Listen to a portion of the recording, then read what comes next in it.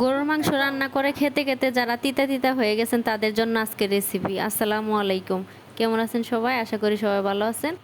এই রেসিপি তৈরি করার জন্য এখানে লাগবে এক টুকরা গরুর মাংস, আর এক টুকরা গরুর মাংস দিয়ে কিন্তু অনেক মজাদার একটা রেসিপি তৈরি হয়ে যাবে। এখানে আমি 2টা রসুন করে নিছি, আর এখানে আমি 4-5টা পেঁয়াজ কেটে নিছি, এক টুকরা আদা নিয়ে নিছি, 3টা শুকনো মরিচ নিয়ে নিছি, কয়েকটা কাঁচা মরিচ নিয়ে নিছি। আর এখানে এই মাংসটা আমি কুচি কুচি কেটে নিব।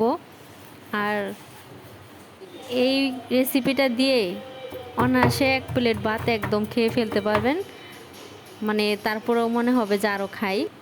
তো দেখুন আমি মাংসটা কুটি কুটি করে নিলাম, তারপর এখন সিদ্ধ করে নিব। আপনারা চাইলে ব্লেন্ডারে ব্লেন্ড করেও কিমা বানিয়ে নিতে পারেন। তো এখন আমি এখানে একটু লবণ দিয়ে দিচ্ছি, আর একটু হলুদ দিয়ে দিলাম, একটু পানি দিয়ে দিব, তারপর আমি সিদ্ধ করে নিব। অবশ্যই একটু ভালো করে সিদ্ধ করে নেবেন। রেসিপিটা তৈরি করতে অবশ্যই কিন্তু সিদ্ধ করতে হবে। তো এই দেখুন অল্প একটু পানি দিয়ে তারপর সিদ্ধ করে নিচ্ছি। সিদ্ধটা কিন্তু হয়ে গেছে, আমি নামিয়ে নিচ্ছি। এখন আমি এই যে এই পেঁয়াজ রসুন এগুলো সব ভেজে নিব। তারপর আমি এখন মাংসটা এখানে দিয়ে দিলাম, একটু সরিষার তেল দিয়ে দিব। অবশ্যই সরিষার তেলটা ব্যবহার করবেন, তাহলে কিন্তু অনেক সুন্দর একটা স্মেল আসবে, আর খেতে কিন্তু খুবই ভালো লাগবে। এই দেখুন আমি তেল দিয়ে দিলাম, এখানে আমি 2 চা চামচের মতো সরিষার তেল দিয়ে দিচ্ছি। একটু লবণ দিয়ে দিচ্ছি 1 চিমটি পরিমাণ, লবণটা কিন্তু অবশ্যই দিবেন। এই যে দেখুন আমি চুলার আঁচটা মিডিয়ামে রেখে একদম সুন্দর করে ভেজে নিচ্ছি। আর ভাজাটা কিন্তু একেবারে শক্ত করা যাবে না, যদি মাংসটা একদম রাবারের মতো হয়ে যায় তাহলে কিন্তু বাটতে পারবেন না, মানে ভর্তাটা বানাতে পারবেন না, দেখবেন যে শক্ত হয়ে গেছে। তো এই যে দেখুন আমি কত সুন্দর করে ভেজে নিচ্ছি। আর ভাজার সময় দেখবেন যে এত সুন্দর একটা ফ্লেভার আসছে, তখন কিন্তু এমনিতেই খেতে ইচ্ছে করবে। তো এখন এই যে আমি শিলপাটায় বেটে নিব। ব্লেন্ডারের থেকে এইভাবে বেটে নেবেন, তাহলে দেখবেন যে ভর্তাটা খেতে খুবই ভালো লাগবে। আমি একটু লবণ দিয়ে দিলাম আবারও। তখন তো আমি সিদ্ধ করার জন্য অল্প একটু লবণ দিচ্ছিলাম, আর ভাজার সময় অল্প একটু লবণ দিছি, আর এখন একটু দিয়ে দিলাম 3 স্টেপে লবণটা দিলে তাহলে ভর্তাটা কিন্তু খেতে খুব ভালো লাগে, টেস্টটাও অনেক ভালো আসে। এই যে এখন আমি বেটে নিচ্ছি। আর একবার এই ভর্তাটা খেয়ে দেখবেন, অসম্ভব মজাদার। যারা মাংস খেতে খেতে একদম অতৃপ্তি হয়ে গেছেন, এই ভর্তাটা খাবেন, মনে হবে যে আরও খাবো।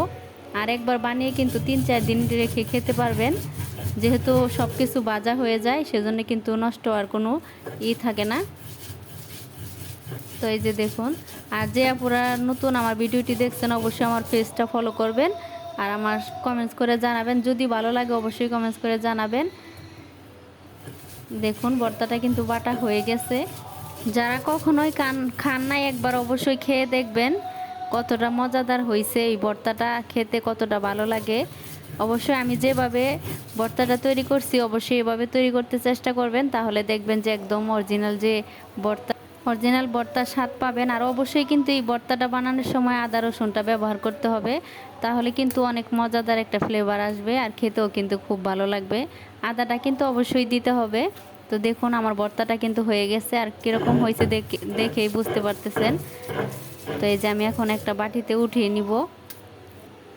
যদি আমার ভিডিওটি ভালো লাগে অবশ্যই আমাকে কমেন্টস করে জানাবেন, একটা লাইক করে আমার পাশে থাকবেন, আমার পেজটি অবশ্যই ফলো করে আসবেন। দেখুন তো হয়ে গেল। তো আজকে কিন্তু এই পর্যন্তই। সবাই ভালো থাকবেন, সুস্থ থাকবেন। পরবর্তী ভিডিওর আমন্ত্রণ রইল। আল্লাহ হাফেজ।